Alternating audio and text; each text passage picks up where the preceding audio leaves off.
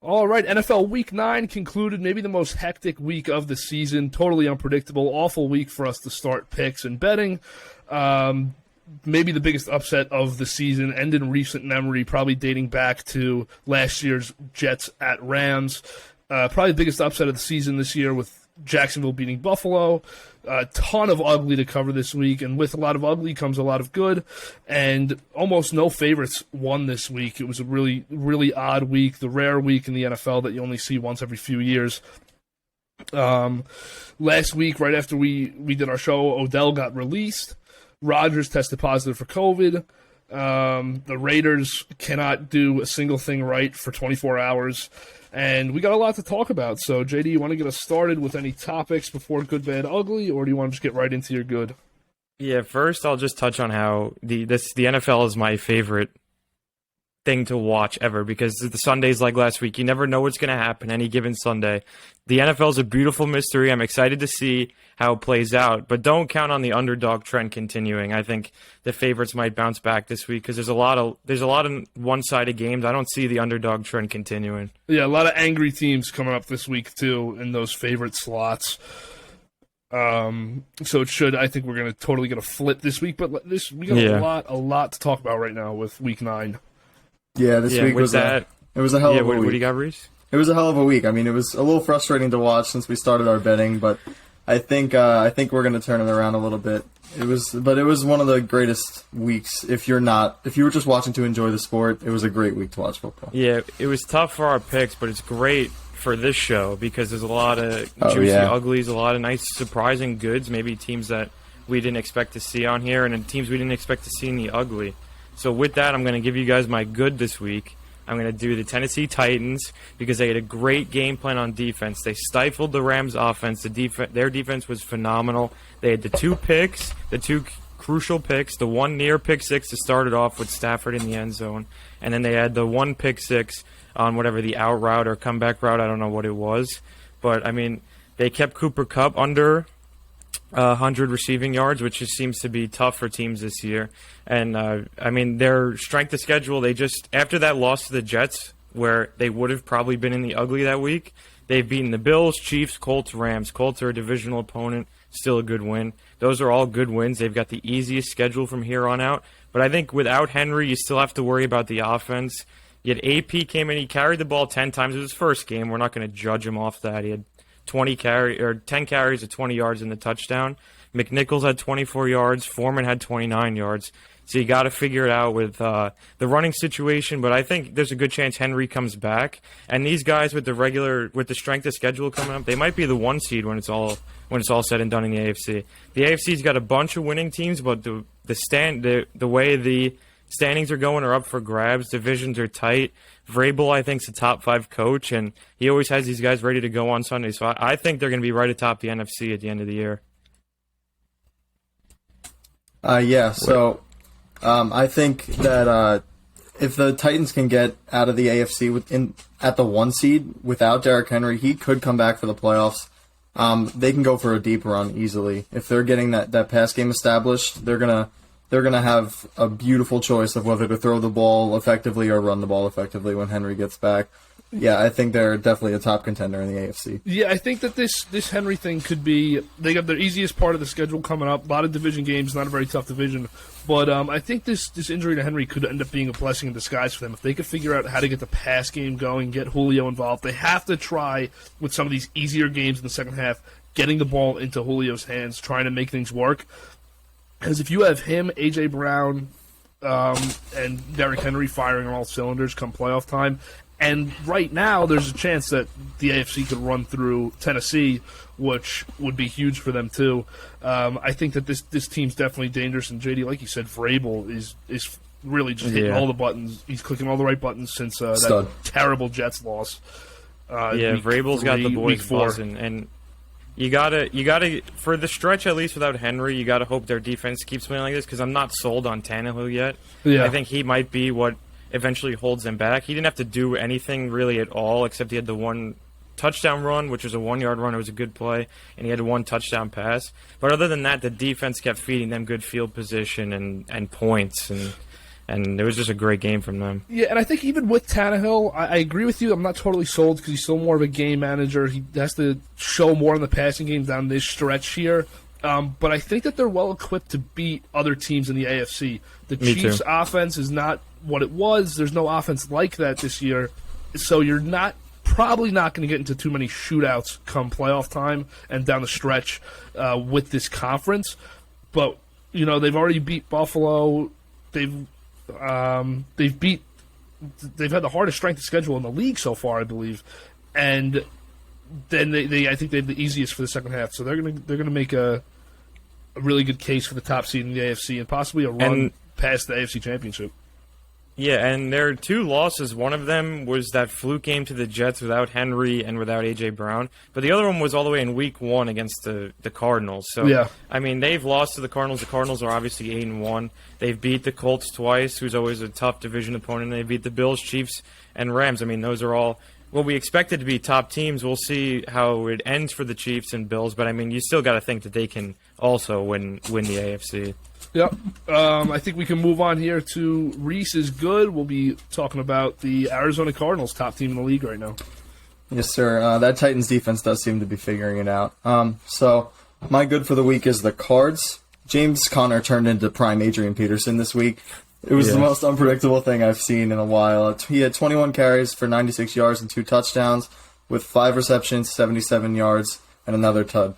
Colt McCoy looked like any other good starting quarterback in the NFL this week. He racked up 437 total yards of offense. You can give some of that credit to James Conner, obviously, but it was still just a dominant all-around offensive performance. The Cards had the ball for 36 minutes versus the Niners only having it for 22. The defense for the Cards stood out, had 3 turnovers, 2 forced fumbles, and a Jimmy G pick. Jimmy wasn't sacked at all last week against the Bears. He looked comfortable in the pocket, but this week they couldn't contain Chandler Jones and Marcus Golden. They had 5 sacks. The Cards solidified themselves this week as at least the top 2 team in the NFL, in my opinion. Don't want to spoil what I'm feeling about it for my power rankings this week, but I do think they're a top 2 team in the NFL. Yeah, you go, KB. I think that the defense, they lost J.J. Watt, but there's obviously a lot of other pieces there that are the important ones. And their offense without Kyler Murray was really good this week against the San Fran team that we're going to talk about later that's questionable. But the Cardinals really showed this week that they are as good as anyone in the entire league. Yeah, and one more thing. They did lose Chase Edmonds in the first quarter, too. Yes. So they really were down. They were down almost every big name. That could be a big loss for them down the stretch, though, because they do a really good job with Connor in short yardage situations and Edmonds when they need big chunks of yards. So losing Edmonds is because don't expect this from Connor every week. San Fran totally dropped the ball on Connor this week. JD, you're going to talk about that later, so I'm not going to get into it. But JD, you can make your point now. Yeah, I think with this win, you have to think, at least right now, Cliff Kingsbury is a top 2, maybe the top front runner for Coach of the Year. He's doing a great job over there. This game plan was perfect. The Niners' D is terrible. We will talk about them later. We'll talk about Shanahan, too. They're not good. But, I mean, missing your top wide receiver and your top quarterback, I mean, and beating down the Niners as badly as you did, I mean, that's a huge win for them. Yeah, and you would think that McCoy would be losing a receiving back, but Connor completely replaced his role there too.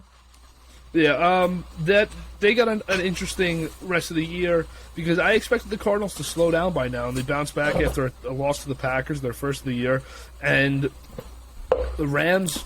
Big loss for the Rams this past week. We'll talk about that too, of course. But we just kind of did, and so they got a shot at being that 1 seed in the NFC, but they got a tough division. Russell Wilson's coming back, so they got to keep playing good football, and they can't take their foot off the gas at all. Yep. For my good this week, take it to the AFC again, to the best coach in the NFL. My coach of the year right now is Bill Belichick, and the New England Patriots got a huge statement win over the Panthers. The Panthers are not great. That's not why I call it a statement, but it's because they got to 5-4. They're a game out of the division lead in the AFC East, and they're in a very good position to get into one of those wild card spots. Mac Jones has not shown me anything this year aside from that he can manage the football and keep it. And he doesn't lose you games. Put it that way. He threw for 139 yards. He was 12 for 18 with a touchdown and an interception. I loved after he threw his pick, though.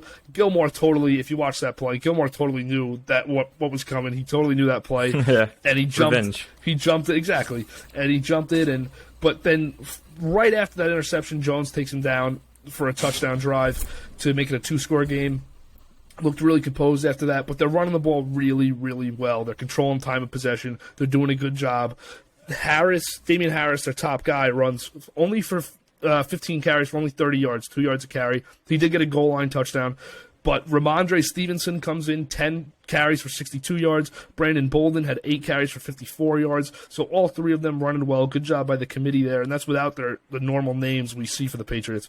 Their offense is really deep. They have a lot of options everywhere with 3 number 2 receivers, 2 number 1 tight ends, and their offensive line looks as good as ever, like it always does, and the defense is still really, really good. J.C. Jackson might be a top 3 corner in the NFL, and he does not get enough recognition. Now I think he will with Gilmore out. He always got the praise on that defense, but overall, I mean, Belichick's just doing an awesome job. Darnold is seeing ghosts for this has to be the 7th time I think it's the 6th time he's played the Patriots. He's rough. He has not come close to beating them. He looks terrible. And I think the Patriots are going to definitely make a wild card, and don't rule them out for the division if they can pull off an upset against Buffalo down the stretch and have some weekends go their way. It was only a matter of time until Bill caught up. I had a feeling at some point he was going to turn it around. He went out there in the free agency, spent a lot of money. There was no way that this team wasn't going to form together in some way. And Mac Jones, like you said, KB, he's been a leader, and he's been matriculating the offense down the field with what looks like ease. And I'm not sure if that's a mix of – I think it's a mix of Bill's coaching and Mac Jones, but – their defense is clicking, their offense is clicking, and if they keep moving on the uptrend they're going to be a threatening team, especially at home. Yeah, we should have seen this coming. There's no way where Bill Belichick on the tampering day period last year, whatever, in March, spends $120 million guaranteed dollars to all these guys. He wants to win. He wants to win. They've got a solid roster. Mac Jones is doing what they ask of him. He's not great, but I'm not expecting that from him. Rookie quarterbacks these days were harder to judge on them in their first start because of just like Twitter and all that, and everyone just kind of going in on them. But you got to give him time. Peyton Manning had the infamous interceptions year. I mean, there's a lot of names. Troy Aikman was horrible in his first year. I mean, Mac Jones is doing the job. He's a rookie. I think he's got a great career coming up with the Patriots. They're just grinding out W's, and I think you got to be excited if you're a Pats fan. Yeah, I will say if they can gain a little more separation between their wins and losses and start to get fairly comfortable in the wild card race, I want to see them give Mac a little bit of a chance because the offense is still really conservative. You get into the playoffs, I don't think that this is going to work against teams like Baltimore, teams like Buffalo. Even if Kansas City gets it together in the slightest bit, they have to start throwing the ball more. Only 18 passes, but they had this game locked down the whole time, so you can't blame them for just pounding the rock and trying to get out of it. But I'd like to see him give Mac a little more of a chance to prove that he can throw with anyone in the league, which I don't think he can right now, but that's because I have not seen it.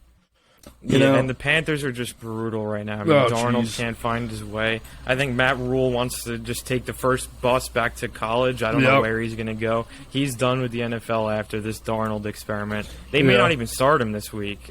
Because I saw it up in the air. I mean, it should be behind him. Walker, the games he's come in relief has looked just as good, if not better, which isn't saying much because the Darnold experiment's over for any team that wants him. And the Panthers are kind of in a bit of a stranglehold now because they gave him the immediate extension, which wasn't for a ton of money, but I believe it's for $18.5 a year for the next 2 years. And they're not in a good spot with that. And if you want to blame Joe Brady, I know a lot of people are blaming Joe Brady. Look what he did last year with Teddy Bridgewater, 3,000-yard receivers. And I believe Mike Davis had 1,000 yards also in total yards. If I'm wrong, then I apologize for that. But he had a good season too. And Darnold he's the same guy. He's the same exact Yeah, guy. he's And this was rough. with He's not McCaffrey been back. This was with McCaffrey back this week, and the Patriots held McCaffrey 18 touches to 106 yards, no touchdowns. That's as good as you can do against Christian McCaffrey. Yeah. And Darnold just had no way of doing anything else. You see him and Robbie Anderson on the sideline. It's clearly just a disaster. They've given up on him.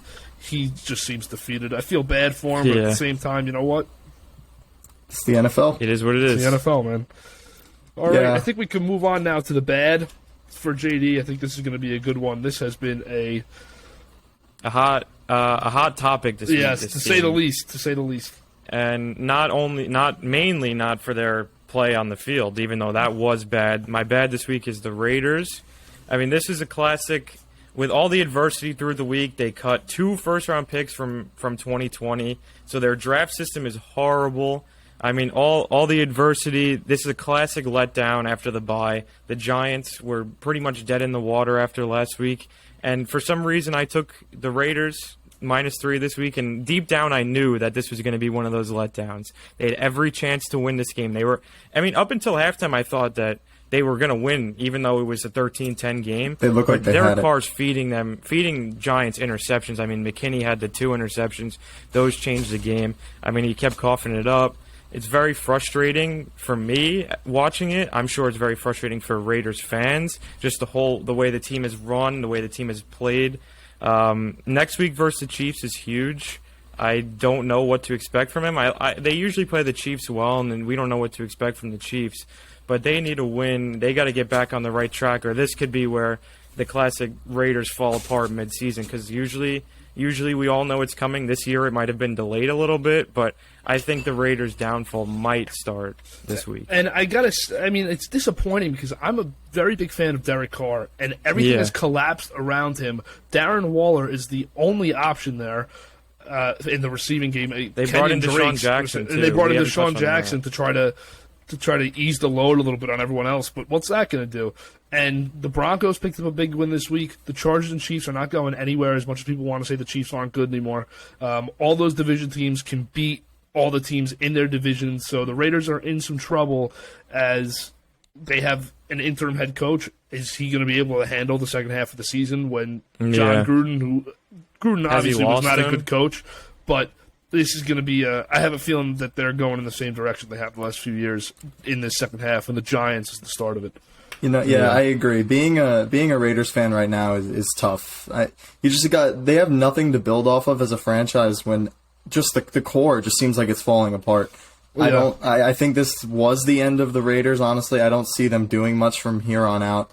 They are average on the field. They played average on the field against the Giants after a bye. I think that's the best they're going to look. I mean, they might have one or two good more good weeks just because Derek Carr's talented and the offense is explosive. But I disagree. I think this is the classic week where the Raiders play a great game versus the Chiefs on Sunday Night Football. It is this week. It's classic. They'll play a great game all the way, make people think they're going to win, and then in the end they'll cough it up just like they do always to the Chiefs. Yeah. It seems like that's the way this week is going. But, I mean, I like the Raiders to keep it close, but I honestly don't know what to expect. I don't either. They have to absolutely clean this whole place out once the season ends. Mike Mayock should have never, ever gotten hired. He didn't even do good mock drafts. And Gruden, Mike Mayock needs to go back to doing his Davis needs to get a haircut, too. I think there's got to be a curse what with are this we guy. doing He's the here? ugliest human being I've ever seen, and it's plaguing this entire team. Yeah, it starts with him. But Mayock's drafts have been so bad. Henry Ruggs could have been the highest character guy, and he was just simply not better than Jerry Jeudy or especially CeeDee Lamb in that draft. That was a terrible pick. For some reason, KB, to touch on that, they took Farrell at 4. I was just about to talk about Farrell. They traded Khalil Mack and Amari Cooper for nothing that year. The obvious pick was Josh Allen out of Kentucky, now on the Jags. That was the obvious pick. It was always whoever the Jets don't take between Allen and Quinnen Williams, and it was 99% Quinnen Williams. The Raiders have to take that guy. The Raiders should have taken that guy. They like to think out of the box. Mayock likes to think he knows. Yeah, he thinks he's just doing, he thinks he's smarter than everyone else. That's in reality, his out of the box picks are just destroying them. And then they took the safety. What is his name? Jonathan Abraham. Abrams, yeah. Abrams, he's terrible. Yeah, he's And not good. All Josh he can do Jacobs, is hit hard. So essentially, what you have to show for the Gruden rebuild and Khalil Mack's, the Khalil Mack trade for 2 first-round picks and Amari Cooper trade, I believe they got Bryan Edwards with a 3rd-round pick in the Khalil Mack trade. I'm not sure if that 3rd-round pick was used on Bryan Edwards. Could he have been someone else? But I believe it was him. And Josh Jacobs is all you have to show for this rebuild. It's an absolute disaster. They got to clean the whole thing out, and I try to, just blow it all up and get a new owner or get a new haircut. At least one. Yeah, get one of those done. All right, so anyone else what do you got before I for hit my bad? All right. So my bad this week was the Chiefs, and it's going to sound a little weird at first, but I truly believe the Chiefs won the game because of the bad Packers special teams and not because of good special teams play. And bad quarterback play. And bad quarterback play as well. Yeah, I'll touch on that. But their defensive game plan, I can't take it away from them. It was great. I do feel that any team in the NFL really could have drawn that up to beat Jordan Love. You're in a hectic stadium at home. It's loud. It's Sunday Night Football, and you're sending 8 guys in the box or up the middle every time.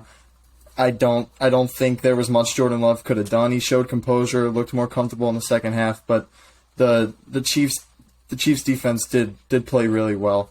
But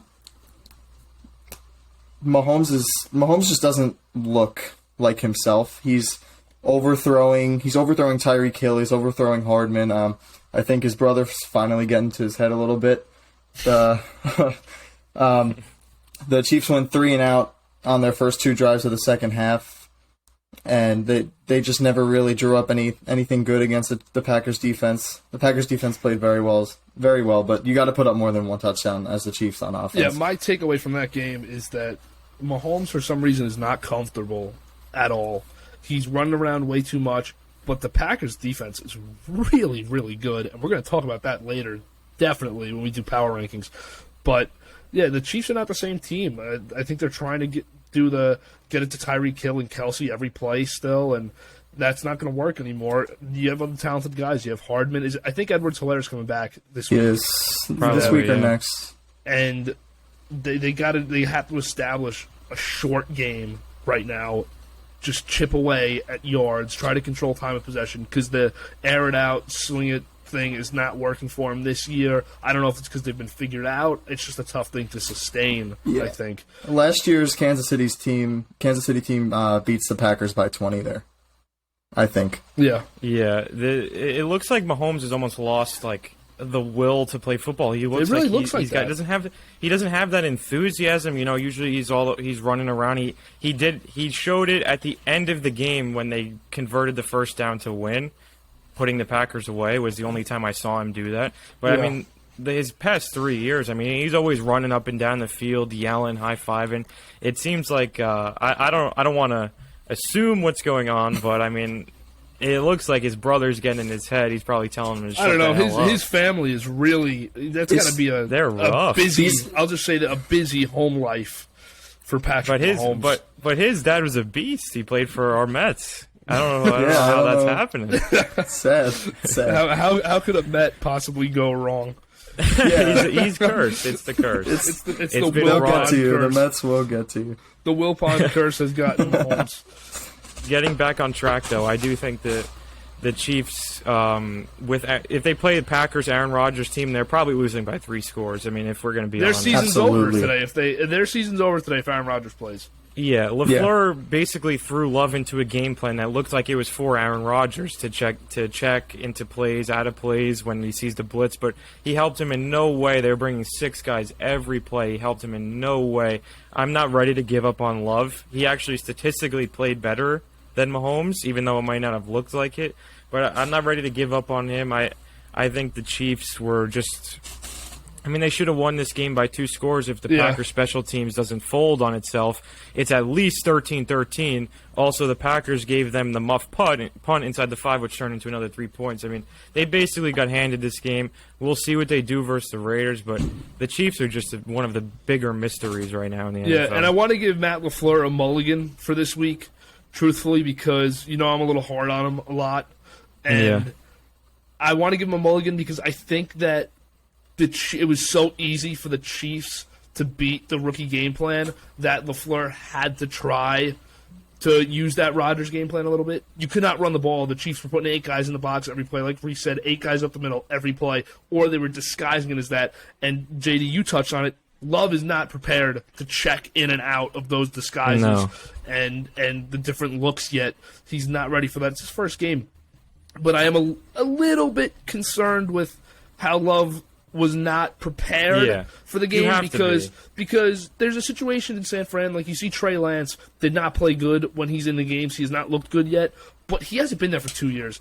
And I know Love didn't get a training camp last year, but with Rodgers' hiatus and his offseason and he's doing Jeopardy, Love got a lot of first-team reps this offseason. He got first-team reps all training camp. I thought he should have been much more prepared than he was, but I understand, I mean, the kid's probably looking for his mom. His mom's in the top row of the stadium. That was ridiculous. He's trying to get a good luck charm. But you're completely right. You have to be slightly worried a little bit because if Jordan Love's been in the Packers system for 18 months. Yeah. He hasn't just been thrown into the fire like Justin Fields, like Mac Jones, like Trey Lance. He's been there. Granted, last year he was inactive almost every game. He was getting he was the third quarterback, and plus COVID. I mean, it was tough. It was probably tough. It was kind of like a washed year, but still, you've still been in the system. You still know what's going on. Granted, he didn't get help by LaFleur, I don't think, because they got away from the run. But on the first drive, their second drive, actually, when they moved the ball downfield and missed the field goal, A.J. Dillon was running 5 yards every carry, and they got away from that because that's what him and Rodgers do sometimes. But he should have just stuck with A.J. Dillon. A.J. Dillon was just running over people. He's a great running back. But, yeah, the Chiefs, even though LaFleur was bad, even though Love was bad, even though the special teams was bad, the Chiefs were even worse because they only won this game 13-7, could have lost. Yeah. Are you guys good on that? Can I pivot to the bad here? Yeah, you're good. So, for my bad this week, I'm going to stay in the AFC West, kind of. I want to talk about the Broncos and the Cowboys. And the Cowboys are my bad, but I want to talk about the Broncos first. Because we're not going to touch on them in the power rankings, I'm assuming. If you are, I'm going to scream at you. You're a man. No. But are the Broncos an AFC wildcard team? Because they started 3-0. They went on this slump. And I think Sunday's a fluke for both sides. I don't think it was an accurate representation. But the Broncos' defense looked really good. The run game is very good. They have 2 really capable running backs that complement each other well. Offensive line's good. And Bridgewater can control a game. So that's just a thought that I wanted to throw out there for you guys to touch on before I dive into the Cowboys' disaster on Sunday. Yeah, I don't think that they will end up as a wild card team, honestly, because they're just you can't succeed in the NFL if you're a streaky team, and if you want to win, you need to beat teams that you are matching up against, and the Broncos haven't been able to do that. The losses against the football team, losses like that just can't happen. They beat the football team. They did? Did the Broncos beat the football team? Yeah, they beat them. I think they beat them like 17-10. Right. It was a brutal game. Okay, so that's my bad. Playing, yeah, I agree though. The Broncos are not a playoff team in the AFC. They're playing good. Like they're in games at least. They're not getting blown out. I don't think they're a very good team. I actually like the Ravens, Steelers, Browns, and Bengals in one division all over them to make the playoffs. I agree. Also, I like the Colts and the Raiders and the Chiefs. So New England, Buffalo is going to be the. It's too crowded with teams who are around 500 for Denver to be the one to be like, yeah, I got in the playoffs. There's too many teams. All right, so to forget about Denver now, the Cowboys disaster on Sunday. Yeah, it's a total disaster, and the score is different, KB. I mean, than it was. They made it look pretty. Oh yeah, 30-16 was. It was 30-0 in the fourth quarter with 5 minutes left. They got blown out. They had 16 points is such a farce of what the Cowboys did. Dak was not good in his return here. 19 for 39. You're throwing the ball way too much. 19 for 39. 232 yards, 2 touchdowns, 1 interception. I felt like they never tried to ease him back in, which is not... I don't blame McCarthy and Kellen Moore for that because he only missed a week. You expect Dak to be sharp again. They never really tried to ease him in. They never established the run. That's always an issue for me. Zeke, 16 for 78, so they tried to throughout the game. Zeke was banged up. He was back on the sideline. You saw him in the leg wrap for a quarter, I think for the second quarter, or just for the tail end of it. And he went into the locker room at halftime and was better to come out. But Pollard didn't get anything going either. But their top weapons, this was concerning to me. The top weapons were totally shut down for Dallas. CeeDee Lamb had 2 catches for 23 yards on 9 targets. Amari Cooper had 2 catches for 37 yards on 5 targets. And Zeke, 13 touches for a total of 76 yards. This is really concerning game for Dallas, I think. And I might go back to that. Mike McCarthy might not be the guy, but I have a good and a bad on this defense. Trevon Diggs, you can look at all the stats you want. He's a liability. Trevon Diggs gets beat over the top. He gets burned way too much. For every good play Trevon Diggs makes, he gives up a bad one. Yeah. That's not good. But Micah Parsons, his young success, this is going to be the best linebacker in the NFL for the next decade. He is so good. All over the field. I cannot believe how quick he is. Like you said, all over the field. He's in the backfield. He's everywhere. And Tyron Smith was out for Dallas this weekend. Without Tyron Smith at left tackle, Prescott was running for his life. He was lost. No Von Miller for Denver. And this was just an absolute disaster game for the Dallas offense. The defense was not good, but you could blame that on, for the most part, you could blame them giving up 30 on the struggles of the offense. But I'll leave it to you guys now. I've said enough.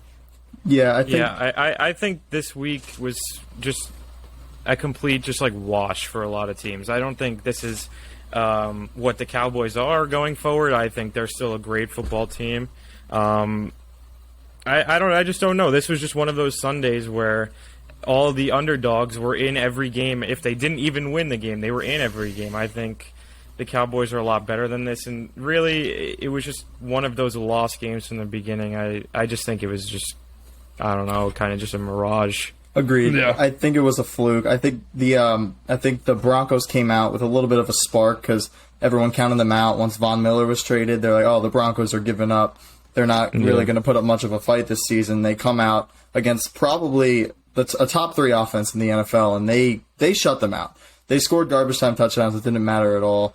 But it was a fluke, I believe. I think the Cowboys are going to be good for the rest of the season. It seems like the Cowboys just got a little too comfortable with their position. Yeah, they overlooked them. The Broncos was just a wake-up call. They'll be fine. I don't know who they play next week, but they'll be Atlanta. fine. Yeah, I think Dallas, I would call it a fluke. I think they play each other 9 times. They play each other 10 times. Dallas wins 9. But this really concerns me for the playoffs because can Dallas string together? They're not going to be the 1 seed. The chances of them being the 1 seed are very low. They're 6-2. They probably have to win out with maybe 1 loss to end up being the 1 seed. Because there's way too many good teams in the NFC right now that are looking at 14-3 or 15-2 records. But can Dallas string together 3 games, probably with 2 on the road, in the playoffs? I see this, and I say I don't think so. I doubt it. On Saturday, I would have told you I think that they maybe could because their offense is good enough. But to see Denver shut down their entire offense this week was absolutely just concerning, embarrassing, pathetic from Dallas. And it's one of those things that I don't love Mike McCarthy, and he totally took his foot off the brake. Like you said, he got way too comfortable, and that is incredibly concerning for me with their coaching staff. Yeah, I think the Cowboys inevitably win a playoff game when they're the home team and go to Green Bay or Arizona or the Rams and probably lose. They're in the elite of teams. I'm not going to deny that. But I think they're the worst of the best, the better NFC teams. Yeah, I mean, absolutely. There's 5 teams that we've looked at in the NFC with Tampa, Rams, Cardinals, Packers, Dallas.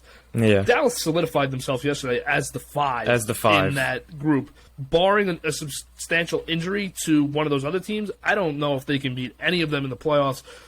But like we all know, any of those teams can beat any of each other down the stretch. But really bad one for Dallas. But they don't get landed in my ugly because I'm giving them benefit of the doubt on a really good year so far. Mm-hmm. And I heard someone complain, or I read somebody was complaining that they never play at 12 in Texas, and it was 12 o'clock. So, and what an excuse that is. What a slap in the face of the troops, man. You throw the stripe on your helmet. I'm seeing Staubach out there, and you go out there and you lay an egg. They laid an egg in the red, white, and blue, not just the white and blue. Staubach with the red, white, and blue on his helmet. Staubach throws 4 touchdowns against the Broncos. Yeah.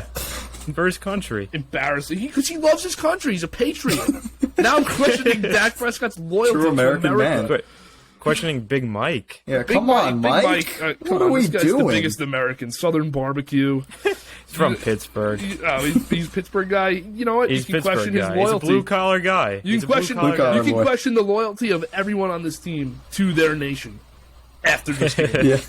That's how bad it was. You know what? They probably should have been in my ugly because they were representing our troops, and they laid an egg in Dallas at noon on Sunday, which terrible job by the NFL, I guess, for scheduling them at 12. Yeah, I will say they did look good while losing. They did. Yes. With that helmet stripe. Yes, and Big Mike salute to service on the sideline, and so he might be locked in for patriotism, but yeah. But all right, we can move to the best part of this week. This whole Sunday is made up of absolute disgust and pitiful performances, starting with Kyle Shanahan on the West Coast. JD, Stinky. Get into it. Yeah, we talked about how great the Cardinals were, but I think it's time for us to shift our focus and talk about how bad the 49ers actually are. Their defense is horrible. They got gashed all day by James Conner, and Colt McCoy was slinging that thing around Santa Clara.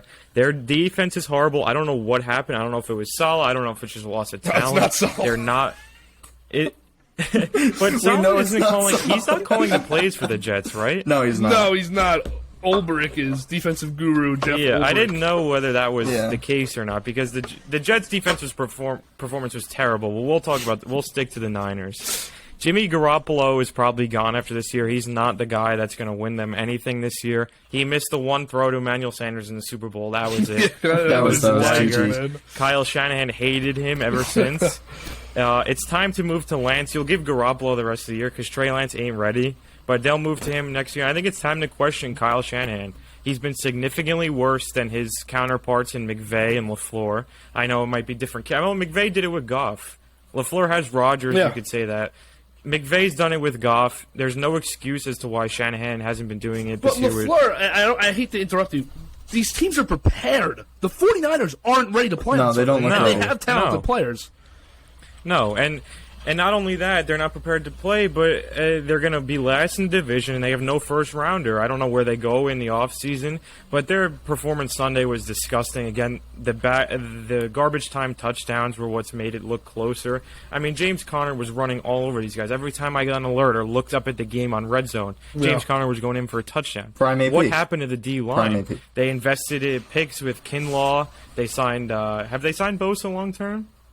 I doubt it. I have to look. I'll check right now. I don't think they did, but Armstead they gave a long-term deal to as well. Yeah, Armstead and Fred Warner was regarded as probably the best middle linebacker in football. But I mean, their secondary is horrid. I don't even know who's on it. I tell you where Josh Norman. That D-line took a huge hit because John Lynch, who I thought highly of prior to this season, because now there's definitely a question of him as a general manager. Yeah.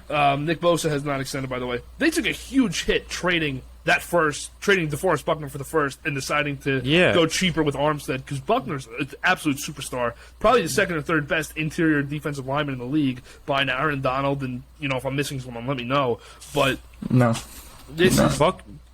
Buckner's been great. Buckner's been very good. Huge loss for this They're team. not getting the production that because they took Kinlaw with that first round pick. Mm-hmm. They're not equaling even close to the production on the D-line that they did with Buckner was there. I mean, their Super Bowl defense was insane. Yeah. Obviously, Richard Sherman's pretty much done. He's gone. They lost him in the secondary. I don't even know who's back there besides Josh Norman. I think they're cutting Josh Norman this week because of certain play. I'm not sure the whole story. But the Niners are a mess. Shanahan looks miserable while he's coaching these games. I mean, I don't even know where they go from here.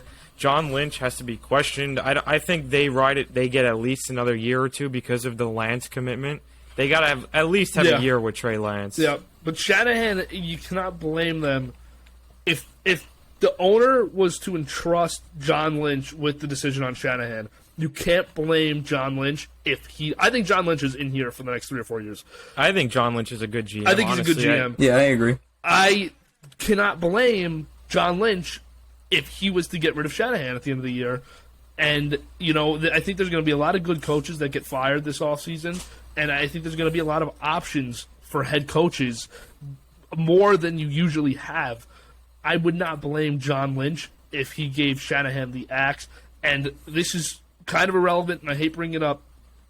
If there was actually a legitimate chance that they could have traded Garoppolo for Tom Brady in a swap with New England, because we know Brady wanted to go there. We know that was probably at top of his list if the opportunity was possible. Then they really, really dropped the ball there. I know hindsight's 20/20, and we saw what Brady did last year. But either way, Garoppolo missed that throw, and you kind of knew he was not the guy after he missed that. That team was loaded, and they had that game in the palm of their hand. They could have won that Super Bowl, and Garoppolo could not get it done. Yeah, and you have to, going back to the Brady point, I mean, if that's true, that, at the time when Brady was leaving the Pats, they ended on that terrible loss to the Titans. They didn't have a good year at all offensively, so we didn't really know which way he was going in his career. But the Bucs gave him a chance, and under their offense, he's just slinging it around the field. Yep. So you have to assume under Shanahan, I mean, he would be even better. But I know the 49ers have had the worst injury bug in the league for the last decade. I mean, since they were in that Super Bowl with Kaepernick against the Ravens, they've had their injury bug has been terrible. Every year they have guys out, but I don't give Shanahan a pass with that. I don't, because he has been terrible.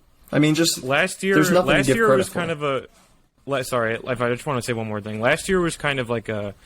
It was just such an odd year. They got kicked out of their stadium, and then once they got kicked out of their stadium, they got COVID, and Nick Mullins was playing quarterback, and it was weird. So it's hard to judge Shanahan off that, but I'm judging him off this year. I think he gets another year just because of Lance. I'd be shocked if they got rid of him. And he doesn't look good either. No, he hasn't either. But it's definitely time to start questioning what Kyle Shanahan and the Niners are doing. I mean, even with Garoppolo, I know he's not good. I'm not a fan of him. You're giving him too much money also, but that's aside the point. Last week, you're playing a 49ers team without or a Cardinals team without Kyler Murray, and you have George Kittle's back, and he had a really good game. You have Deebo Samuel still, and you have a great offensive line. Shanahan, that should be a win. That should be a win for this team with their roster as healthy as you will see it. And they didn't even come close. They didn't even have a chance.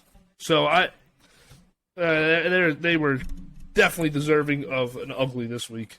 Yeah, I just want to touch quickly. Do you have anything? Just a little bit. Shanahan, I feel like losses are going to come at some point in your career, but when you're not competing in the losses is when it becomes a problem. If the Niners showed up and looked prepared, looked like they actually wanted to win the game, or looked like they were prepared to, I don't think Shanahan's that deep in question right now. But the fact that they are just getting dismantled everywhere, Shanahan's definitely on the block. Yeah. Yeah, and it's hard to see it getting better, too, because the Cardinals are only going to get better with Kyler Murray and DeAndre Hopkins. The Rams are going to get better over the next few years. They're going to, without their draft picks, though, and Stafford aging, they are going to get bad at some point. But the Seahawks, I mean, with Russell Wilson, they're always a threat. You have to think the Niners are the worst team in this division, barring any major offseason moves. Yep. Yeah, I think it's close between them and the Hawks. I think the Hawks with Russell Wilson back now will definitely win. Wilson will win you a few games. But you know what? We're going to talk about it. I want to touch on it in a little bit. I have it in my notes. The NFC wildcard race is a race that an 8-team win. The Falcons are in it right now. The Falcons are in the Falcons are the 7. The Falcons have been playing good. The Falcons honorable mention for a good this week. Definitely a good win on the road. It sucks that they nearly blow every game they win. They're always up 3 touchdowns, blow it, and then win it on a last-second field goal. I think the Braves broke a curse down there. Because they might have. The Falcons might make the playoffs. The Falcons blew the game like they always do. In typical Falcons fashion since the Super Bowl, they choked that game. And then they won. Yeah, a week after the Braves just won the World Series. this game is just proof that the NFL is absolute mayhem because the Falcons seem dead after a loss to the Sam Darnold-led Panthers, and the Saints are riding high after beating Tom Brady and the Bucs, and then they play this week, and the Falcons really cruise through most of the game until the Saints make it a game in the last 10 minutes. Yeah, and I think that Matt Ryan, people have to realize Matt Ryan's really good still. Matt Ryan can throw with any quarterback in the league. They have no wide receivers either. Yeah. They have no wide receivers. He's making it work with his tight ends. Kyle Pitts is great. Great. And Arthur Smith might be, showing early signs of a pretty good head coach. He's an offensive-minded coach? I don't know. He was the Titans offensive coordinator. So is he call? I mean, I don't know. I'm sure you may not know because it's the Falcons. But if he's calling plays, he's doing a great job. Their offense is moving the ball. I think he makes the scripted plays. I forget who their offensive coordinator. So he does the scripted, first 20 plays, and then the game plan and everything is all Arthur Smith. But I don't believe he calls in-game for them. But great head coaches and great play callers down the stretch. They're the ones calling the plays anyways in crunch time. So I was questioning Arthur Smith because I know the Jets were looking at him. It was him and Saleh really for the Jets job, and I think that neither of them wanted to go to the other team either. So I think they ended up in the places they wanted.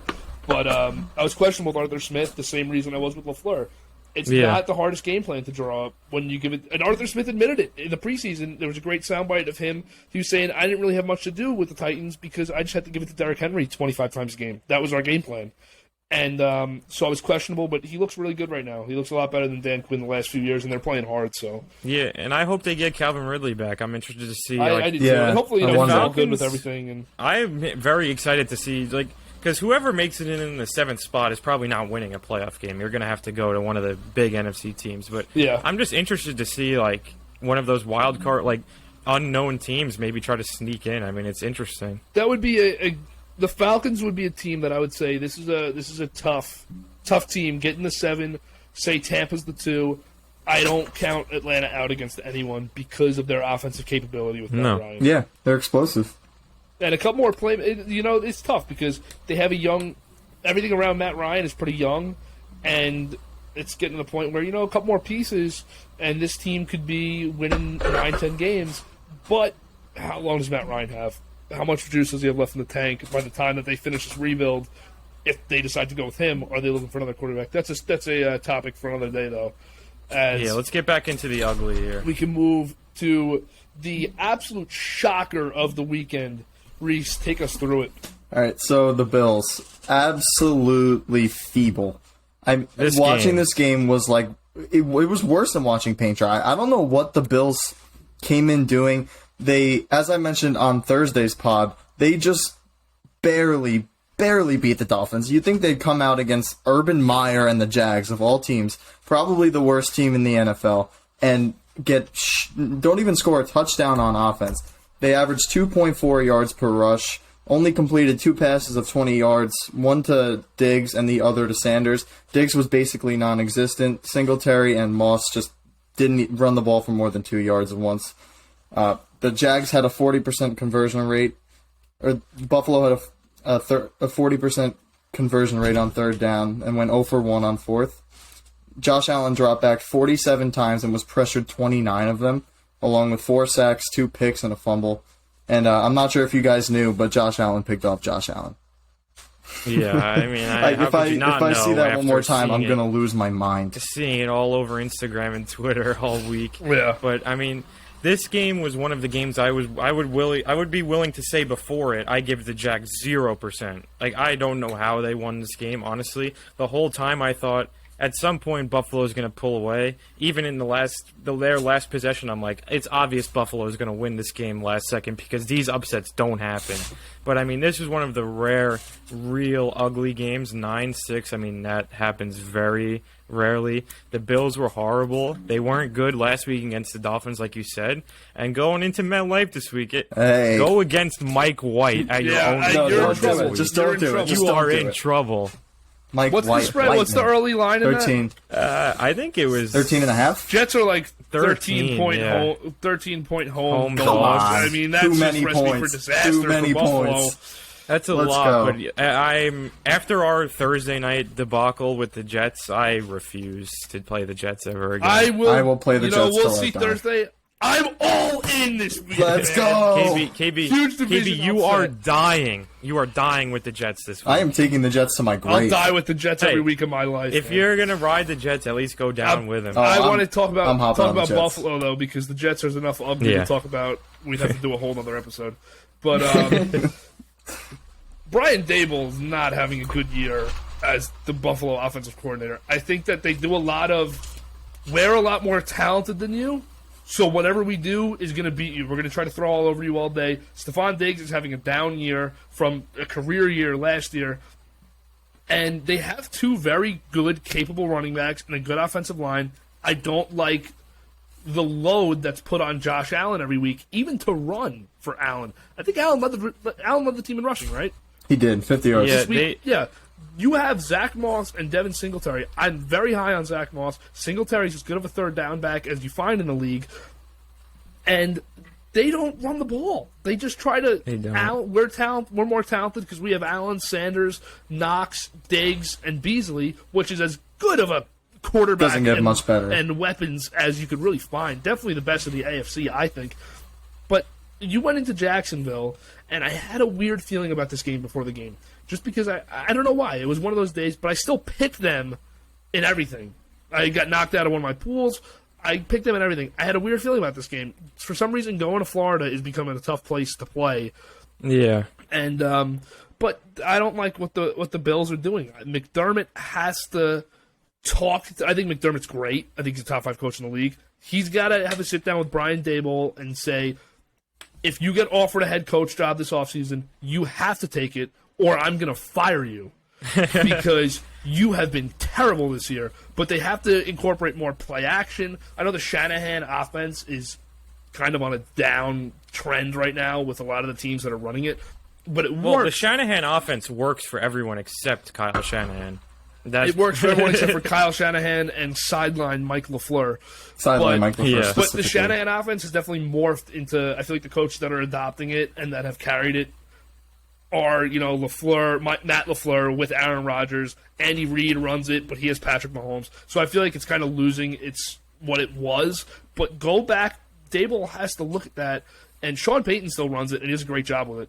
You need play action. You need a bunch of decoys. They're just straight on. We're going to play a straight game of football. You know what we're going to do, but we're going to beat you because we're more talented. And that only works for so long, but I still call this game a fluke game. I don't lose faith in Buffalo, but I don't like their play calling right now. Yeah, I completely agree. I feel like McDermott is just sitting back like with his hands behind his back, with his feet up, just watching, thinking that I think all the Bills just didn't prepare. I don't think they were considering the Jags much of a threat. I think next week is going to be a big game for them to see if they can actually put away a bad team. But, I always get... So I'm going to disagree a little bit with the McDermott thing. I always get curious with a defensive coach, a great defensive coach. He's got to be involved. This was a big emphasis on the Jets offseason. You have to be involved on both sides of the ball, though. Is he or is he not? If he's not, then Reese, you're right. If he is... and they're just not figuring... You have to make sure the offense was not prepared. His defense... That's true. He's a defensive head coach. They're the best defense in the league in points allowed, and they showed it again. They gave up 9 points. If you told me that the Bills... Forget the Jaguars. If they played anyone and lost a game that they only gave up 9 points in, I'd tell you you're crazy and that it would never happen. This was an absolute shock to me this weekend. Yeah, and I agree with almost everything you said, KB. One thing is, I think you might be a bit...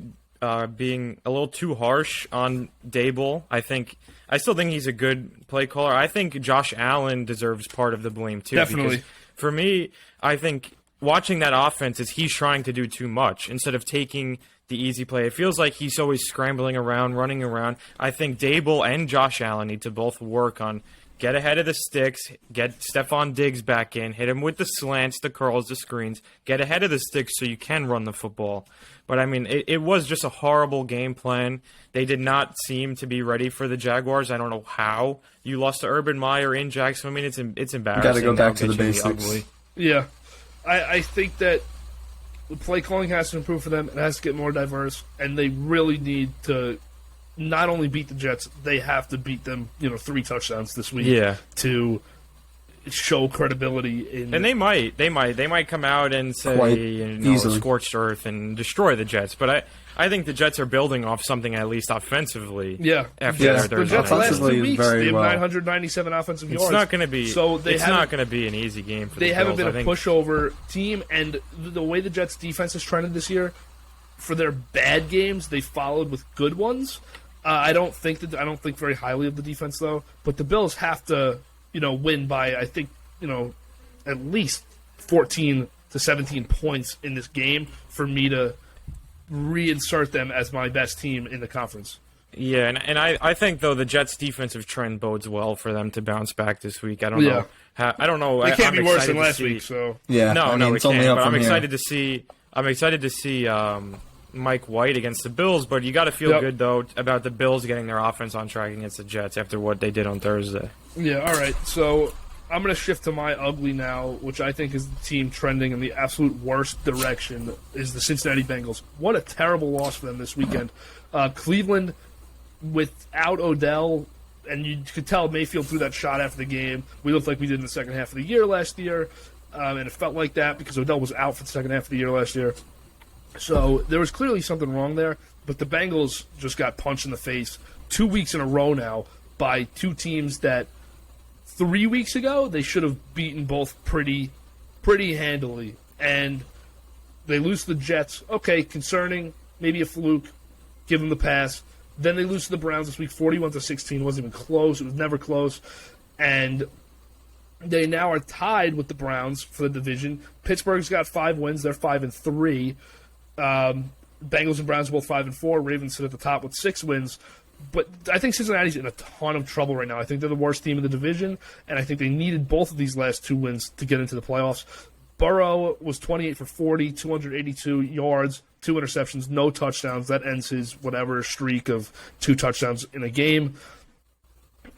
He threw a 99-yard pick 6. I think he's forcing it to Jamar Chase way too much now.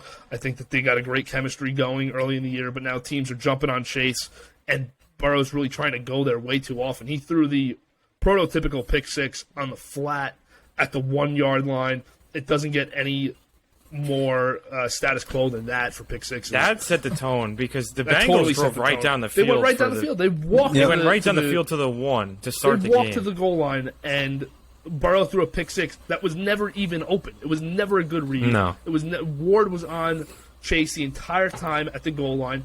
And I think he has to try to move it around a little bit more. You have really good receivers. Yeah. Tim Higgins really good. Tyler Boyd's really good. You have good weapons. They also, this week, couldn't get the run game going at all. Mixon had 2 touchdowns, but he really wasn't moving the chains at all. Yeah. So the last 2 weeks are concerning. Through the first 7 weeks of the year, the defense hadn't given up more than 25 points in a game. The Jets score 34, and the Browns score 40 in back-to-back weeks. They can't stop the run. They have no edge pressure. They have 4 interior linemen on that team. And I'd push the panic button on Cincinnati. I don't think they're going to make the playoffs. Yeah, I think it's going to be really tough for them to make it if they do.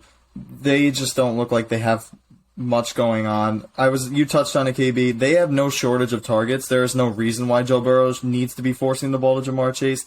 T. Higgins looks great. He's a good red zone threat. Then they got... how do you pronounce the tight end's last name? C.J. Uzomah. He's been good. I think the Bengals aren't going to make the playoffs as well, but they could go on a run. You never know. I wouldn't completely count them out yet, just because they're so explosive, and if they get hot, they can start moving. But it's going to be tough. Yeah, I'm not feeling great about the Bengals after this week. The thing is, 2 weeks ago I was feeling great about them. Me too. 2 weeks ago they were first in the AFC. 2 weeks ago, we were saying we didn't do an episode at this point, but most of everyone was saying like the Bengals are a solid team. They've got a solid offense. Last week, they were first, not in the AFC, but first in their division, and now they're last. 2 losses to the Jets and the Browns. I mean, that's gonna can't happen. That's gonna do it. Funny thing is, the app I stream Sunday Night Football on, I watch the games. After it, for some reason, it went to a Cincinnati news channel, and the news anchor and the news guy were absolutely slamming the Bengals. They have no faith. They have no faith. I haven't ever thought, I don't interact with any Bengals fans at all. I I'm not near them. I don't talk to them. So I don't know what the gauge is. I don't know if they're happy they're just winning. I don't know if they exist, it seems though. like it seems like the sky is falling down in Cincinnati based on what I saw on the news channel. I mean, these guys were absolutely just ripping them. They have no hope. They have no hope. Battle of Ohio, and I thought I watched the game. I was watching the highlights. I thought Cleveland was home until I went back to the box score. So I don't. I was really the Browns took that place over. Cincinnati had no chance in that game. Yeah, I took me and Reese. You took the Browns, KB, in your pick'em. We took Cincinnati. I like Cincinnati a lot. On Thursday, the Bengals were in a good spot to get back on track, and then as Sunday came and the OBJ thing, it kind of felt like it was leaning the Browns' way. But I mean, what are you going to do? There was upsets across the board. Yeah, well, this you know, week. I know the league. I know this league. You guys evidently do not. Yeah, but Hey. I think I was 2 or 3 weeks ago. I might have said it when we recorded that first show that we didn't put on the air. I don't think I did though. I was worried about Cincinnati because I thought if you make the playoffs, you're going to fall into this abyss with Zach Taylor because you're going to keep him around now because he made the playoffs, and he's not a good coach. So I think maybe missing the playoffs at 8 or 9 games is one of those weird, positives if he gets fired and they can find a real coach. Because I don't think he's been good at all, and they're really talented. The Bengals, but I'm out on Cincinnati for the rest of the year. The Bengals fans might be getting some PTSD with just a coach that can get you 7 or 8 wins and then can't win in the playoffs. Marvin. Hey, at least Marvin Lewis got him there. Yeah, Marvin Lewis got him there for he's been 28 years straight. Didn't win a game. 3-win seasons. I don't think Zach Taylor's the guy. I think inevitably Joe Brady ends up in Cincinnati after maybe another year so because too. That'd be cool. Zach Taylor signed a 4-year deal, and the Bengals owners are known for being cheap, so they're not going to pay him while they have a different coach. They're going to let him ride out this year. They're going to give him next year, and then when his contract expires, they'll probably fire him, pushing them back a year when they could fire him after this year, go after a young guy with an offensive mind. One who Joe Burrow is familiar with, Joe Brady. But, I mean, the Bengals, I'm out on the Bengals, like you said, KB. I don't think they're making the playoffs. But, I mean, it's fun to watch Burrow. It's fun to watch Chase. I think they'll win eight games, maybe. I think they'll win 8 games. They'll definitely be a contender, tough. In mid-December for one of those AFC wildcard spots. But I think they're the worst team in their division. Pittsburgh finds ways to win games. They have a great coach. Mike Tomlin, his 150th win last night. He's as good as anyone in the league, really. They find ways to win games. And Cleveland's better. There's some better teams. Stefanski's pretty good too. They're not. The Bengals are in a lot of trouble. Yep. Oh yeah, that's it for the uglies though. So I think we can move on now to we're gonna do a new segment, right? We're gonna do power rankings. Yeah, power rankings, top 10 for each, but quick brief discussion. I think we'll all give a comment on everyone's picks, and we'll go from 10 to 1 with these. JD, you can I'll make sure, and KB, one more thing. I'll make sure we'll drop the episode whenever, and then I'll make sure these power rankings get posted on our Instagram. So it's always there to reflect on. Look for these power rankings tomorrow, definitely, and so we could see next week. Like I said before we started recording, we can see next week why I was right, and then we can move from there. Because odds are these will change next week. Not mine, though. No, not yours, because they are. He's always KB. But mine will be better because it is what it is. Yeah. All right. So, JD, get us started. I'm excited for these. Sure. All right. So our first power rankings, I'm gonna go at number 1. I'm gonna go with my Packers. I'm gonna keep it brief. I'm gonna go run through the 1 to 10 quick. I'll give a reason as to why I did this. Main reason, Packers showed me on Sunday, one of my takeaways is they have a championship defense. They've beaten the Cardinals already. I think with Rodgers, they're 8-1. They'd still be undisputed number 1. Some people are going to drop them because they lost. I think the Packers are 1. 2, I think the Cardinals, they had a great game without Murray, without Hopkins. Could be number 1 with an A.J. Green fade. If A.J. Green runs a fade, we don't know how that works. They're number 1. For now, they're 2. 3, I like the Titans. They've got a great resume. They've beaten great teams. They're rolling right now. 4, I like the Rams under the Titans because they lost. The Rams, we didn't talk about them much because of how great the Titans were, but they'll be fine next week. They play the Niners next week. I think that's a nice bounce back. Therefore, right above the team who they beat, the Bucs, I have at 5. probably will finish higher than this. But the loss to the Saints, their last game plus the bye week plus the loss to the Rams already, they're gonna be right around middle for me. I'm gonna put them at 5, but they'll probably finish top higher than that at the end of the season. 6, I'm riding high with the Ravens. They're going into Miami on Thursday night. I don't know how it'll be on a short week. They're traveling. I think they'll they're 6-2 right now. I like them in the AFC. 7, I like the Cowboys. Bizarre loss. Don't want to overreact. Still think they're a great football team. 8, I like the Bills. Another bizarre loss. They haven't been great, but you got to trust that at some point they're going to figure it out. 9, I like the Patriots because they keep grinding out wins, gritty wins. Mac Jones is doing the job. Bill Belichick has these guys ready to go every week. And then at 10, I like the Chargers under the Patriots because they lost to them. But Herbert was insane against the Eagles on Sunday. We didn't touch on that. Staley may cost them wins and playoff wins at the end of the road. They need to be more consistent. But for now, at 10, I like the Chargers. And then I'll just go through one more quick. I got the Packers, Cardinals, Titans, Rams, Bucks, Ravens, Cowboys, Bills, Patriots, Chargers. Yeah, I think I had a lot of agreement, a lot of disagreement with that.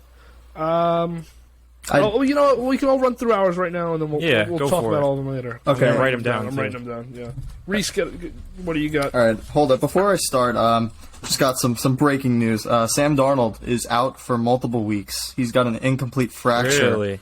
In his some breaking news fractured scapula. Look at that. So I was now hoping for something PJ else Walker. after you said breaking news, but sounds my bad. Oh, but, you were hoping for OBJ. yeah. No, but Sounds PJ like Walker a nice little made-up injury to get Darnold out of there from that late rule. Darnold.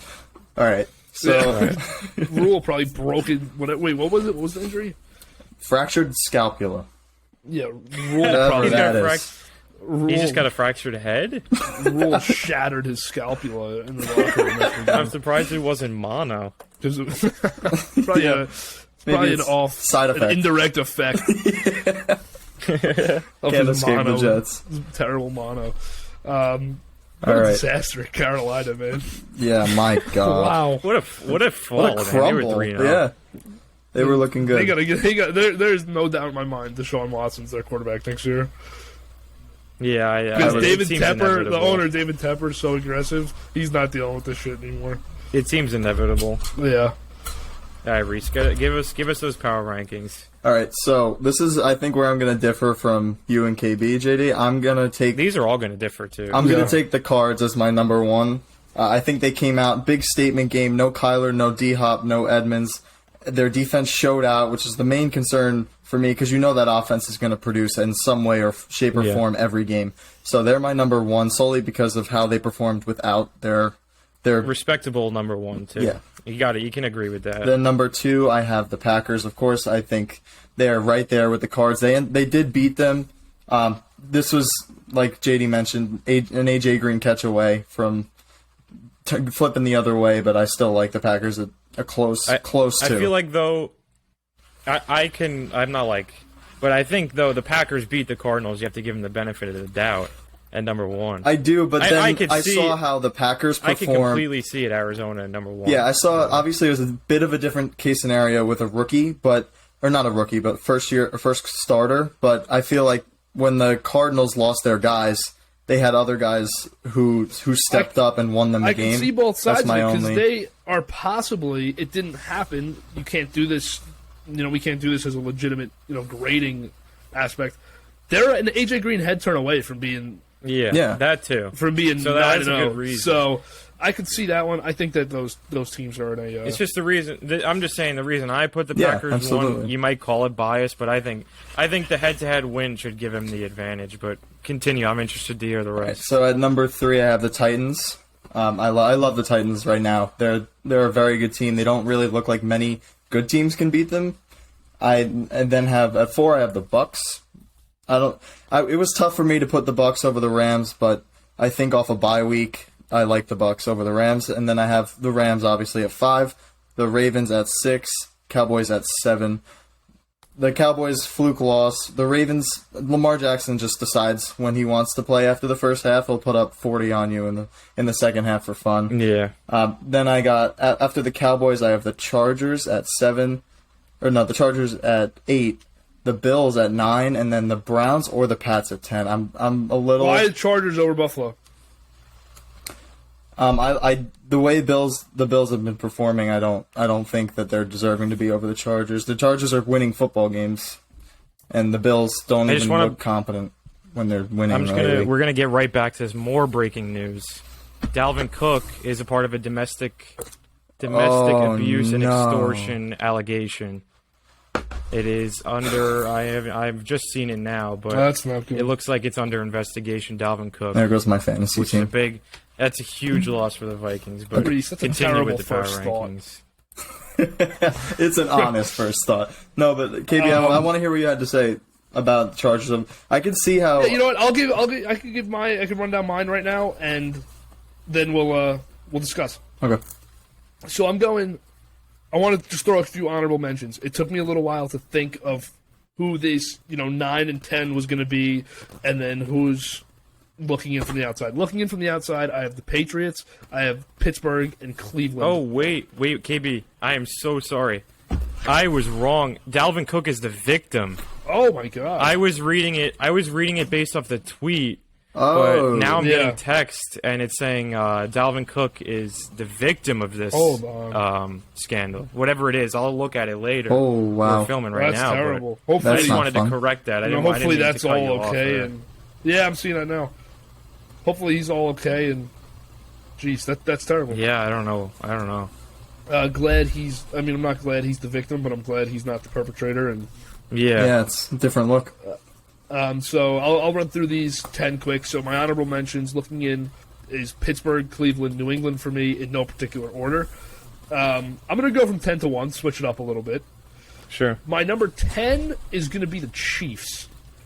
I think the Chiefs are doing a good enough job to stay afloat right now while playing bad. I still think they're a team that's going to beat anyone on Sunday. And I still have a hope that they're going to get their stuff together. Going 9, I'm going Chargers, so an AFC West start there.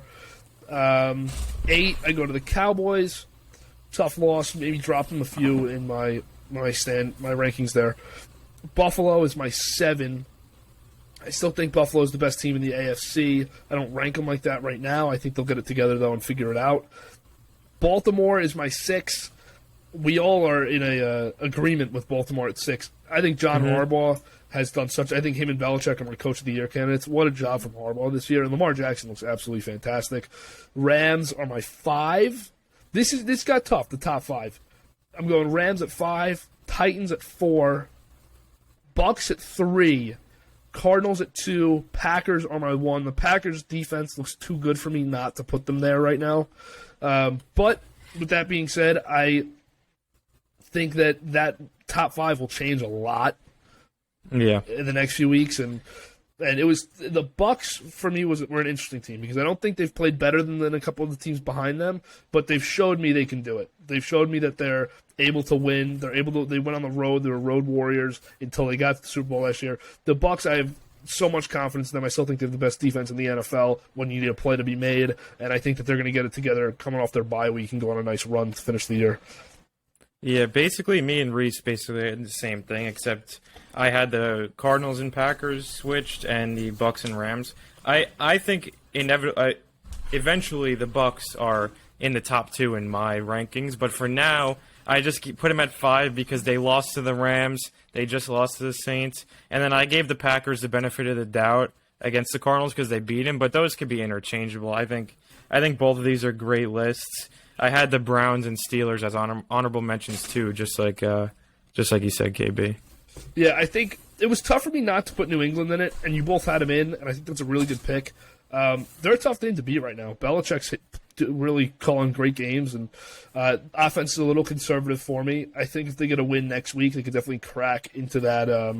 They play the Browns. Top 10 for me. That's one of the better games on Sunday. The winner of that game next week will probably be it will certainly be a top 10 team for me next week. Pats will move up. Browns will crack in if they beat the Pats. If they were to tie, I think that they're both looking in.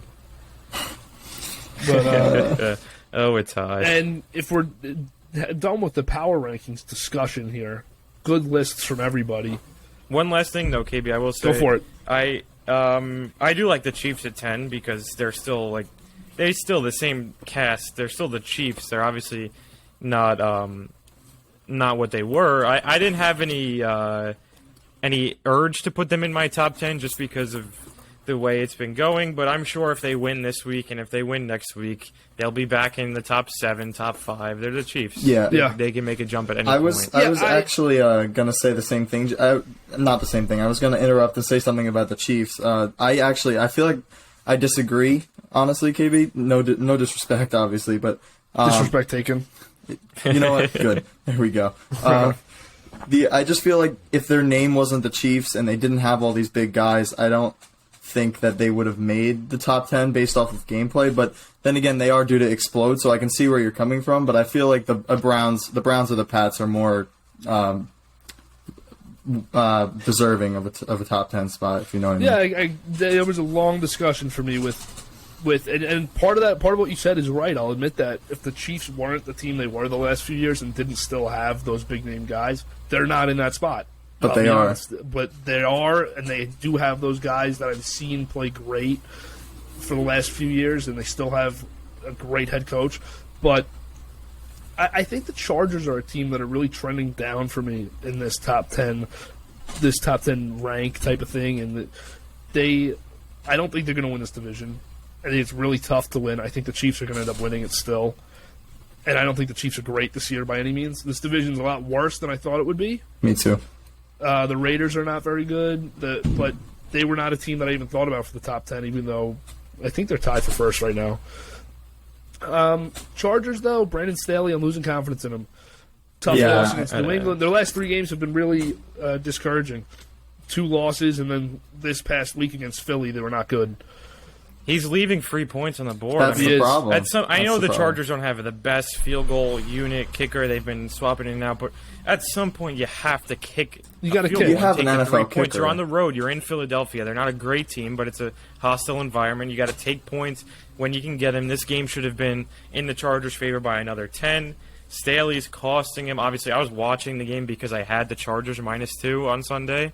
So I was watching the whole time. It was very frustrating when they're getting free points in the red zone and they're just not kicking field goals. Yeah, I don't like Staley's decision-making on fourth down. He's going for it every fourth down. He's going for it every fourth down. Exactly. It doesn't matter if you're at your own 20 or at the goal line. And he's being the Chargers punter is the best job in the world because you do nothing. You do absolutely nothing. You're doing nothing. And you should. The problem is you should be doing something. Yeah. They should be coming off the sideline during games. And Staley's keeping him there. And I like Staley's play calling. I think his staff's been pretty good with the play calling and stuff, but his decision making is not good, and that is very, very questionable for me these last 3 weeks. After a great start for a guy that everyone thought was the next big thing, is now definitely in question for me. I could see them off this list after this weekend with a win, with a bad win, or with any type of loss. Yeah, I agree. One hot topic for us, if we're done with the power rankings now, is probably the next 48 hours. I have a feeling by the time we're doing picks on Thursday, Odell will be on the team. Yeah, we'll be able to talk about this. Yeah. So Odell cleared waivers today. Obviously, no one put in a waiver claim. No one wanted to pay for that cap hit. We'll see where he goes. Jordan Schultz reported that Green Bay is his #1 destination. Yep. There's a lot of conflicting reports. I'm not jumping on the boat to believe that right away. I will say OBJ is not coming to Green Bay. I refuse to get my hopes up. With that being said, sign him because this makes you a better football team. But I do inevitably think he ends up with the Seahawks. Agreed. Or I was going to say Seahawks I or Packers. I really feel think like that the Packers have shown.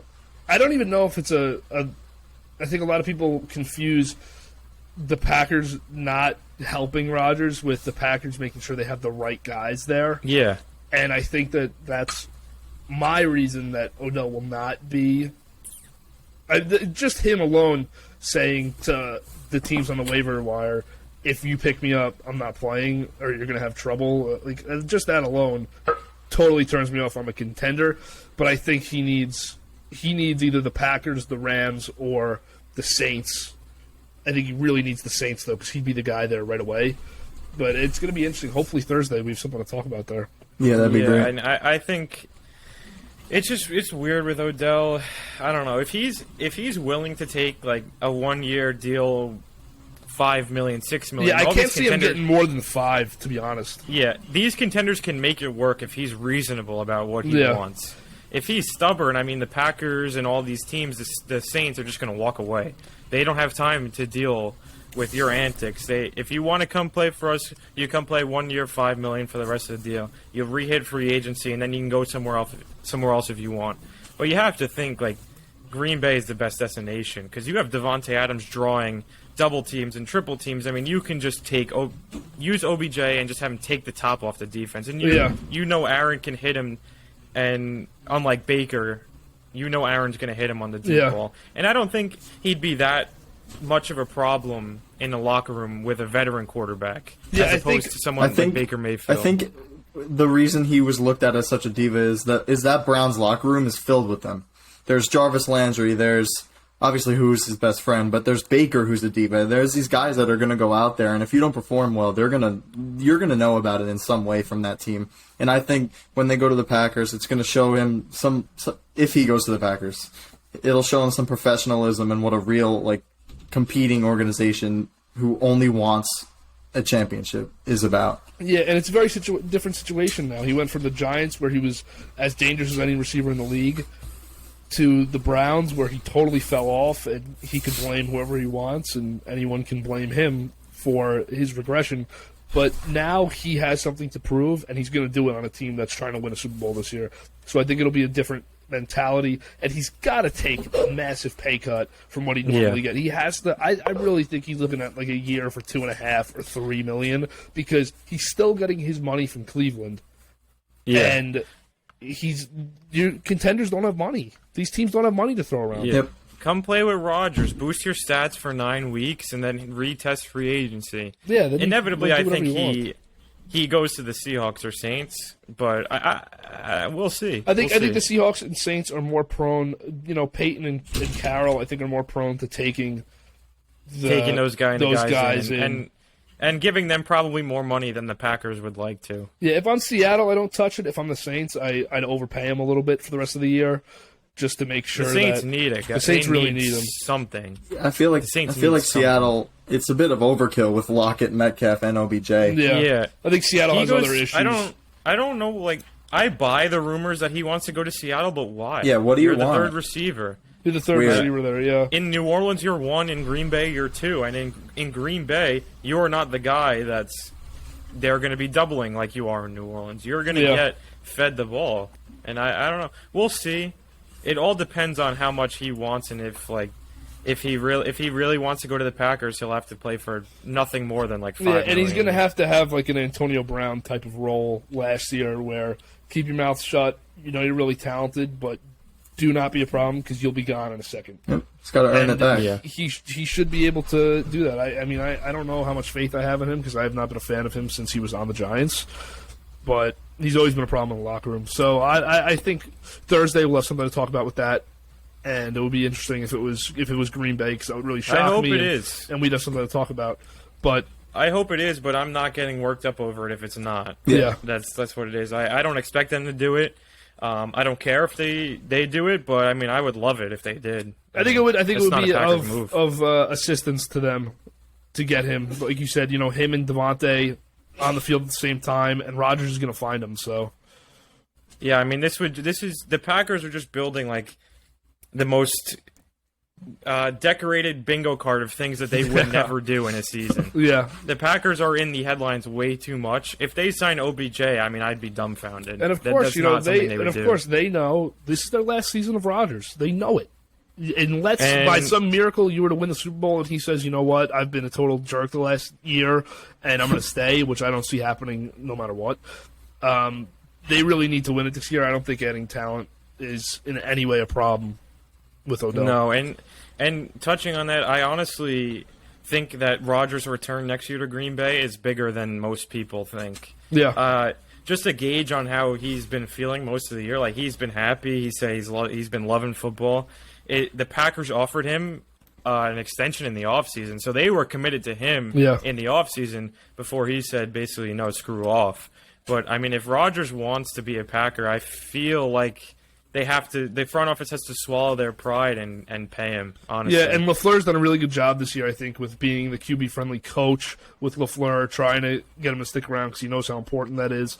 And but it'll be interesting. So hopefully on Thursday, in the next 48 hours, we have Odell, some more answers. And we'll be definitely tune in Thursday. I can see why you wouldn't after our disaster of a Sunday, but we will be turning it around this week. We will. Guaranteed. Our picks on Thursday will be better than Sunday because it can't get worse than Sunday. I mean, it can for us. For Reese, maybe not. Dude, okay, let me just put this out there. My under missed by 0.5. All right, I should have been at least 2 and 3. There were bad beats all around for overs unders for the favorites this week. Yeah. The lines, an early look, are not good appealing this week. So I don't know how many picks I'll have, but I'm looking to bounce back for sure. And the pick'em too. The pick'em though, you can't blame us. I mean, we're just picking. No, come on. No, what do you think we're going to pick the Jaguars? No way. Yeah, and we're going to touch on this. It's almost Thursday, as bad as picking the Jets, but I'm excited for Week 10, and we're gonna dive into a lot on Thursday, and that'll be the shorter show, obviously. So definitely tune into that and subscribe, follow us. All the social media is down in the description.